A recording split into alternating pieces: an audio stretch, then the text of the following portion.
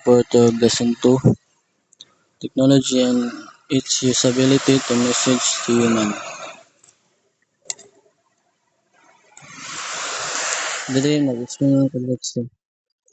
This means that technology is a powerful tool that can bring both good and bad effects. When we use properly, it helps society grow and improve life. But when we misuse, it can cause serious problems for people and the world. The technology changes the way we live and will continue to shape the future. So it is the responsibility of the current generation to use it wisely. The main message is that technological progress should always be guided by moral values to ensure it benefits all humanity in the long run. Next, prediction of artificial intelligence. Early thinkers predicted that artificial intelligence could eventually surpass human intelligence in 1965. I.G. Gould proposed that once an ultra-intelligent machine is created, could design even smarter machine, leading to a rapid intelligence explosion that would go far beyond human abilities later. Werner Vinge expanded this idea and suggested that such superhuman intelligence could emerge within a few decades, marking a major turning point in human history known as the technological singularity. So diri is ang technological singularity daw mao ang idea nga maabot ang panahon nga ang mga AI mahimong mas daghan og knowledge pa kaysa sa tao. Base kang IG good kung mahimo og ultra intelligent nga makina kini makahimo usab og mas maayo pa nga mga makina. So si Werner Vinge mingon sab nga sulod sa 30 years posible nga makabuhat og super intelligent nga AI. So kung mahitabo ni dako kayo ang epekto ani sa kalibutan o sa kinabuhi sa mga tao. Next. Next is technology and its usability. The future technology will focus on simplicity, ease of use, and meeting future needs. As technology rapidly evolves, users must learn to adapt and apply new tools in daily life. Technology has transformed communication, learning, and lifestyle, creating many opportunities. However, its impact depends on how responsibility it is designed and used. Human creativity will play a key role in shaping future technologies. So, dere, it explains possible long-term future for humanity in relation to technology.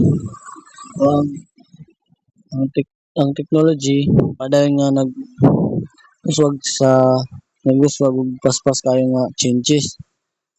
Daghang mga old technology ang mapulihan na sa bag-o. But importante gyapon nga ang mga tao makabalo unsaon bitaw paggamit na nila sa adlaw-adlaw nga panghitabo sa ilang life.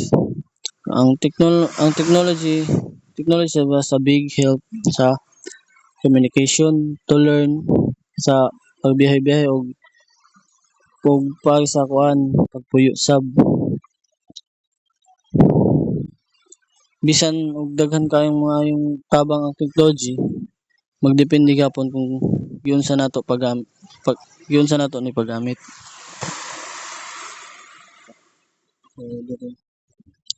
Next is how technology is transforming the human experience.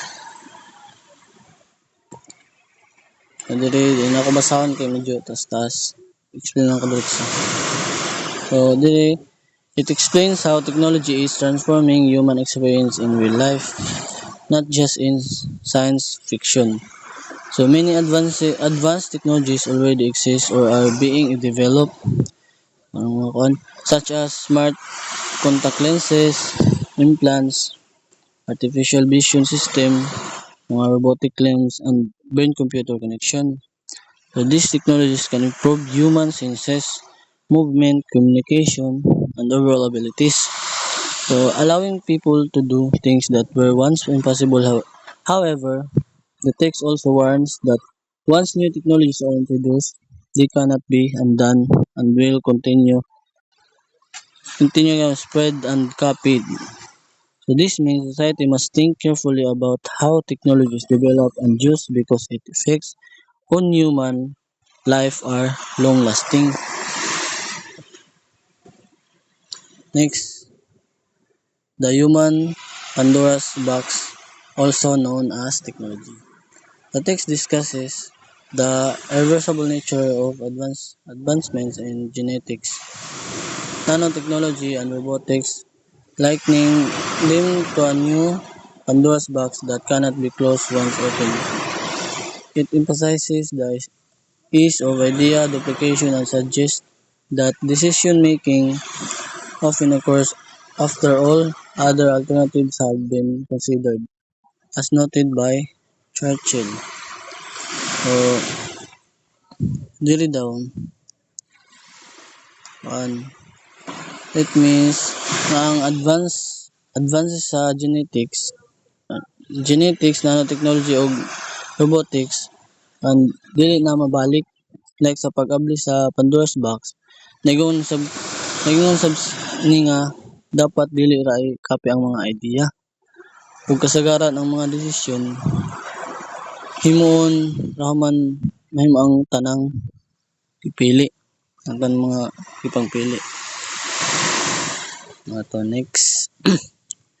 So according to Nick Bostrom 2004, there are four future scenarios for scenarios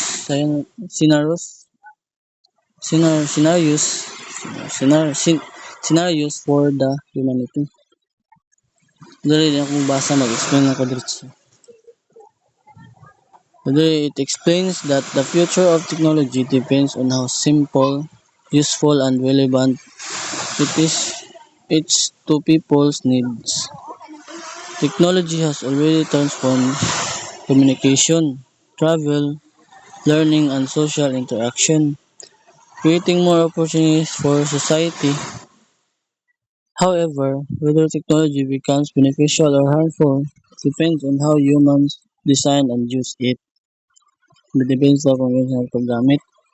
The main message is that technology has great potential, but it must be developed responsibly, used wisely, and guided by good intention and truly benefit humanity. So next, post-humanity theory. Dire mag-explain lang sa diretso. So dire ang post-humanity theory nagkuan sab ni nga sa future nga kahimtang nga gitawag og post-human state. Ang mga tao mahimong lahi kayo sa naagian, mahimong maglagak sa populasyon nga mula pa sa 1 ka trilyon. Kinabuhi nga maghangtod sa sobra ka 500 ka tuig. Taas kayo nga abilidad sa paghunahuna. So, hapit dito na sa kontrol sa sensory experience o halos dili na makasinati og psychological nga kasakit. So, hisgot sa teorya nga pinaagi sa biological enhancements uban pang technology o economics ekonomikanong kalambuan ang katawhan may paabot sa level nga magusab sa kalugan sa pagkatao. Next is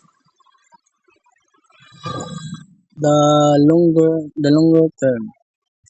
The four families of scenarios we have considered: extinction, repeated collapse, that plateau, and post-humanity could be managed by charging the time frame during which they are thought to take place. The scenarios may already have had enough time to develop over the course of a few hundred or a few thousand years. Yet such a period pales in comparison in the age of cosmos. Therefore, let's step back and think about the long-term possibilities for humanity. So, there is and it means how future technology could deeply change human life and even the human body itself. Advanced system may allow governments or institutions to track people's movements, activities, and interaction more closely. Biological technologies could greatly extend human lifespan by controlling aging process. And brain technologies may help improve happiness and well-being. Drugs and neurotechnologies could also allow people to modify their personality, emotions, intelligence, and behavior. Next is message to humanity. So mag-explain lang sa diretso sa. So, ang technology is like double-edged sword. So, magkahimo sa ug makadaot depende sa paggamit ani. So, kung gamiton natin sa maayo, makapauswag ni sa katawhan og lain-laing aspect sa kinabuhi. Kung dili sabsakto ang atong paggamit, makakuan ni sa kadaot sa tao og kalibutan. So it means na sa karon nga generation, karon nga generation, kinahanglan mag-amping og responsable ta sa atong paggamit sa technology bitaw para maprotektahan ang mga tao og kalibutan sa future. Marat sir, thank you. Thank you sir.